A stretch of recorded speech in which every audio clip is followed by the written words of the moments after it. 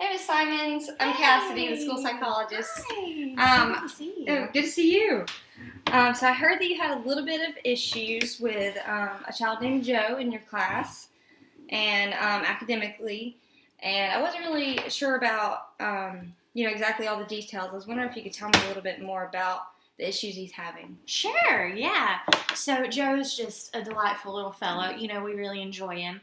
But he is having some academic issues, deficiencies, and, really all across his skills. But that comes probably from his autism diagnosis. Okay. What we're really, really having trouble with right now is his reading fluency. Okay. And we're just kind of at a point where we don't know what else to try, what else to do. So we're reaching out. Well, good. Hopefully I can be of help. Okay.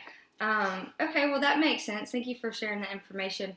Can you tell me a little bit more about the issue of reading fluency and, maybe how it, relates to other subjects and, how it's affecting him in the classroom? Okay, yeah.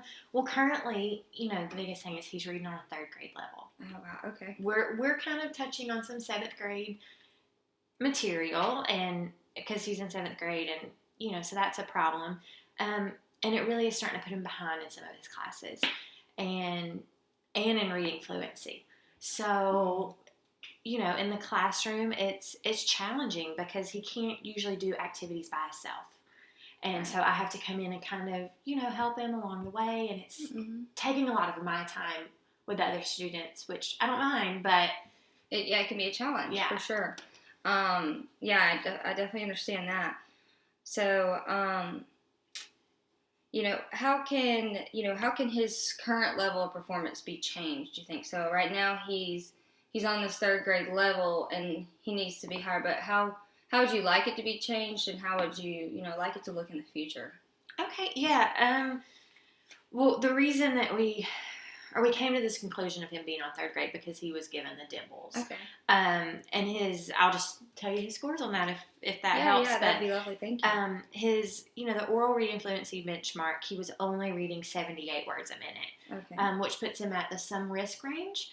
And also in his retail fluency benchmark, he was at 18, which is also in the some risk range. Okay. And given both of those, it's not on grade level. We've got some issues, and so we would like for him to be at the 110 mark for his oral reading fluency benchmark, and then his retail fluency, we'd like for him to be 28. Okay. So that would put him more in the range of performing along the same lines as his peers. Right. Yeah. I think those are great goals, and he's got this diagnosis, so rightfully so. He's going to struggle a lot more, but I think that those are good, realistic goals. And, I think that, you and I together can come up with some activities or interventions to help, get to that goal. I don't think it's unrealistic at all. Well, that's great to hear. Yeah, we can definitely do it. But, if you have some time, I would love for you to maybe brainstorm and think about some of these activities or interventions that you think would help Joe, based on, I know you get to see him every day. So based on, what you've already tried in your classroom and what you'd like to try, and, maybe modifications of something you've already done. And then, I'm also going to do some more research on Joe, maybe some file review research, and just looking for ways that I can target reading fluency and, help you with these goals for Joe.